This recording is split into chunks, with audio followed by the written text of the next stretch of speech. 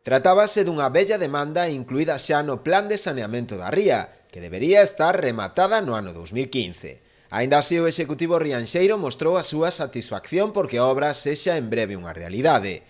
Dende o goberno local confíase en que a actuación veña a solucionar os problemas existentes na actual EDAR, xa que as instalacións son a todas luces insuficientes para poder asumir o tratamento procedente da rede de saneamento. Son obras importantes, obras que van solucionar problemas que parecían de difícil solución, desde logo non estaban na esfera do local resolvelo, senón que son problemas de alguna maneira do deseño xeral de Rianxo e da ría, non? Como é ese tanque de tormentas, ese novo colector ou esa ampliación da depuradora, que eran as que dentro dese plan de saneamento 2009-2015 estaban sinalados como elementos fundamentais para resolver as eivas que neste momento había.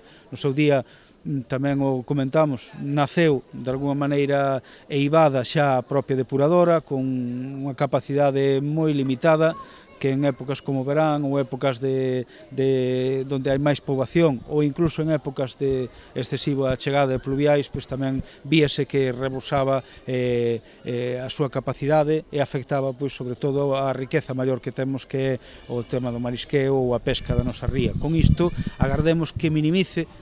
Sempre é moi difícil chegar ao 100% de resolución dos problemas, mas isto vai na boa dirección. Dende o Concello agardan a que a obra se acometa coa máxima brevidade posible. O orzamento da actuación ascende a máis de 14 millóns de euros.